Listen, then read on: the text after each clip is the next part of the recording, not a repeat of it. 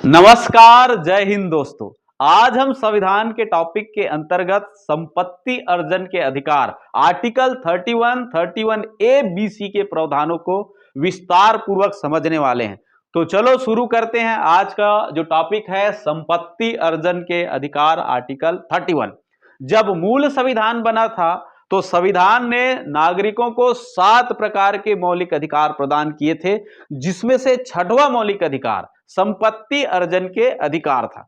और ये fundamental rights में 2 आर्टिकल के अंतर्गत इसको पुट किया गया था।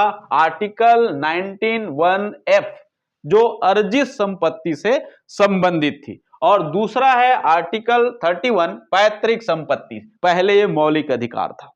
अब मौलिक अधिकार में होने के कारण से एक बहुत बड़ी समस्या आ रही थी कि राज्य जो है किसी की संपत्ति को राष्ट्र हित में, लोक हित में अर्जित नहीं कर पा रहे थे, उसका अधिग्रहण करना मुश्किल था। क्योंकि मौलिक अधिकार क्या है? किसी भी व्यक्ति का मौलिक अधिकार राज्य के प्रति संरक्षण देना। अगर किसी व्यक्ति का मौलिक अधिकार का हनन होता है तो उस मामले में सुप्रीम कोर्ट और हाई कोर्ट की ओर व्यक्ति रुख कर सकता है, और आर्टिकल 32 और आर्टिकल 226 226 अनुच्छेद के तहत रीट जारी होगी। तो ऐसे कंडीशन में सरकार के सामने विकल्प नहीं था कि उसका संपत्ति को अर्जन कर सके। इसीलिए संपत्ति को मौलिक अधिकार से हटाना बहुत जरूरी थी। तो इसकी शुरुआत हुआ प्रथम संविधान संशोधन 1951 से, और लैंड सीलिंग हुई। क्योंकि जब देश अंग्रेजों के अधीन था तो देश में जमींदारों की एक बड़ी तादाद थी। बड़े बड़े जमींदार थे, माल गुजार थे, जिनके पास हजारों एकड़, सैकड़ों एकड़ जमीन थी, और आम किसानों के पास, छोटे छोटे किसानों के पास जमीन की कमी थी। तो ऐसे कंडीशन में उनकी जो जमीन है उसको आम किसानों में बांटा जाए, लोगों में बांटा जाए। तो इसके लिए भूमि अधिग्रहण कानून लाना जरूरी था। तो उस समय ये मौलिक अधिकार थी, तो मौलिक अधिकार से हटाया नहीं गया था।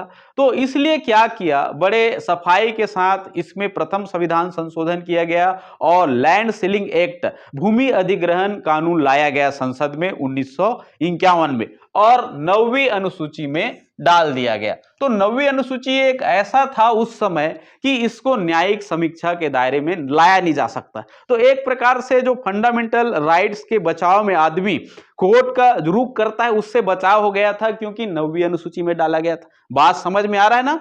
9वीं अनुसूची में उस समय कोई भी विषय को अगर पुट कर दिया जाता था तो वो न्यायिक समीक्षा के दायरे से बाहर थी।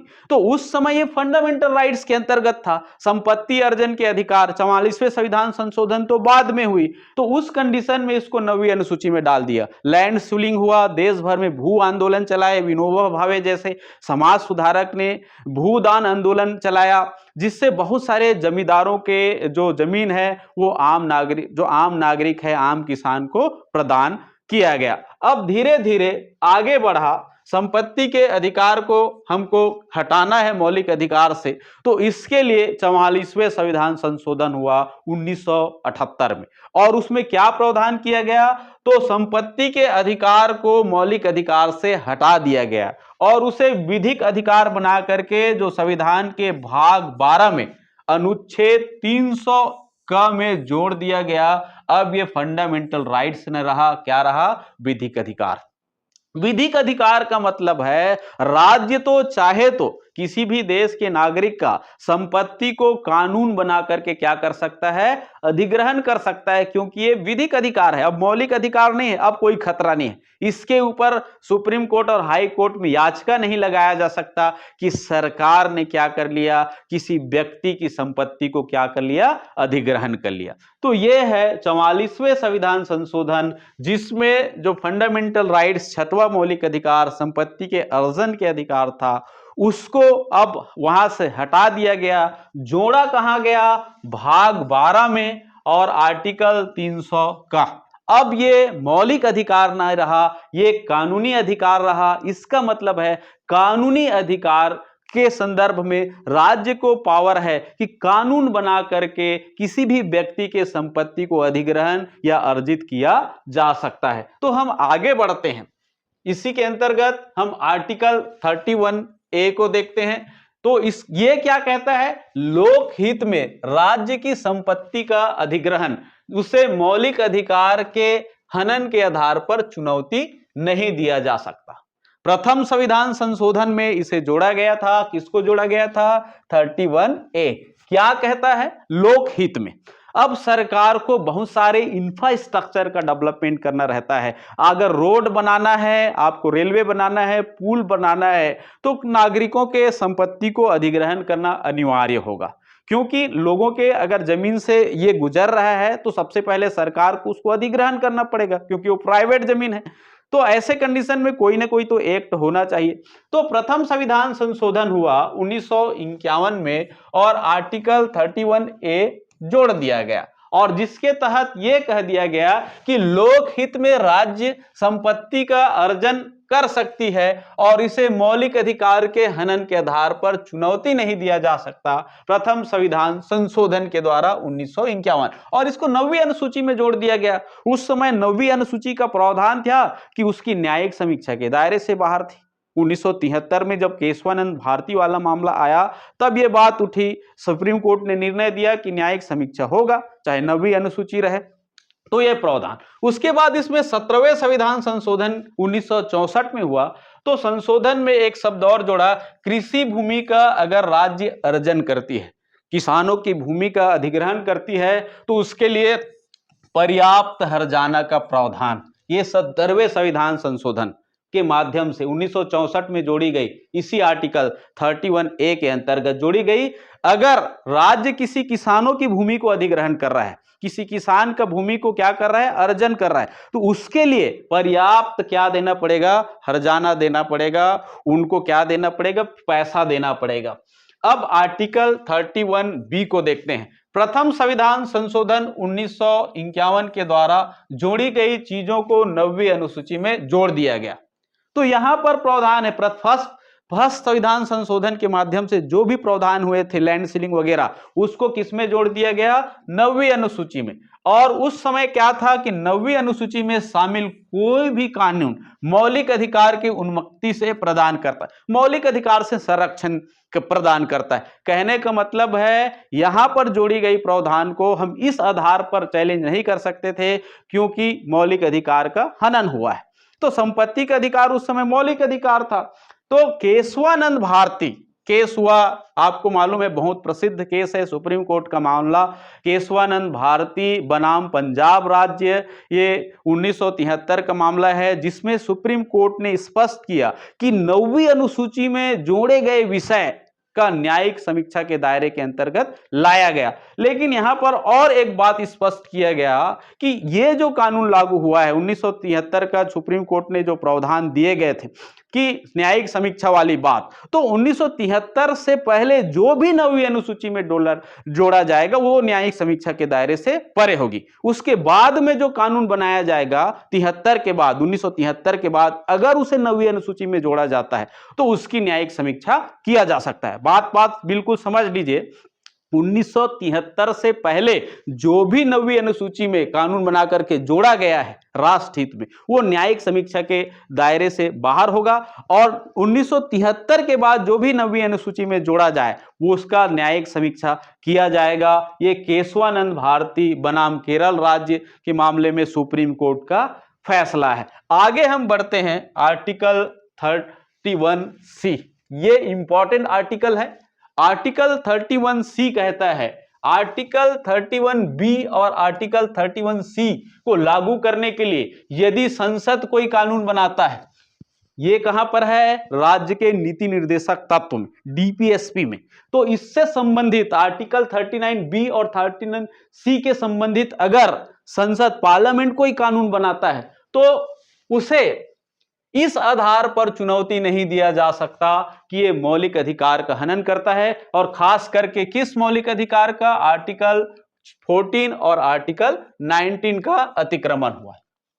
तो अनुच्छेद 31C कहता है, अगर संसद कोई विधि बनाता है, किसके प्रावधानों के आधार पर, आर्टिकल 39B और C को ऊंचा बनाने के लिए, या राज्य के नीति निर्देशक से संबंधित कोई प्रावधान बनाता है, खास करके आर्टिकल 31B और C, को लागू करने के लिए कोई विधि बनाता है तो उसे मौलिक अधिकार के हनन के संदर्भ में हम क्या नहीं कर सकते, कोर्ट में चैलेंज नहीं कर सकते, अतिक्रमण हुआ है। आर्टिकल 39 बी को एक बार देख लेते हैं, हम तो डीपीएसपी में इसको पढ़ चुके हैं। आर्टिकल 39 का बी क्लॉज कहता है कि लोक हित में भौतिक संसाधनों का समान वितरण हो।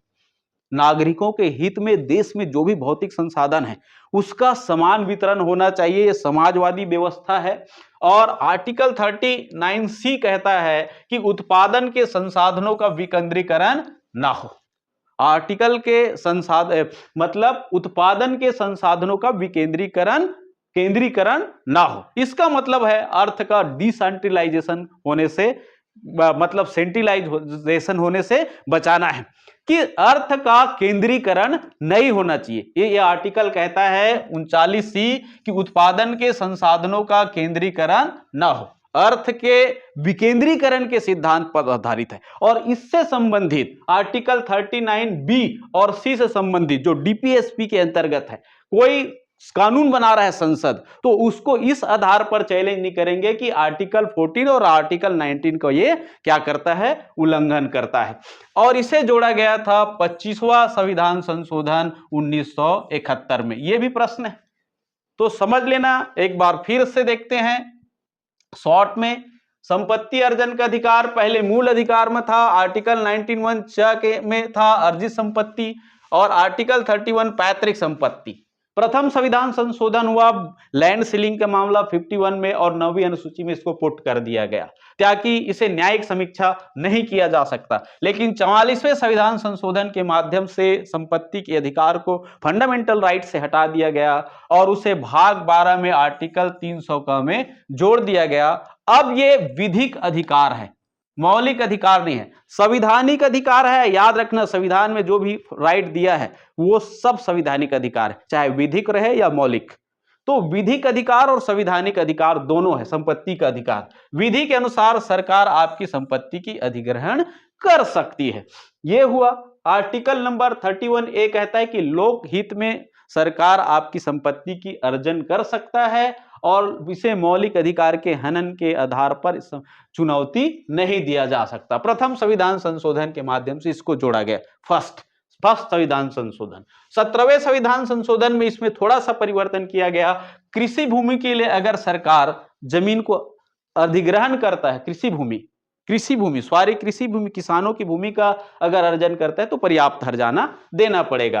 प्रथम संविधान संशोधन के माध्यम से 31B भी जोड़ी गई और 9वीं अनुसूची में जोड़ दिया गया।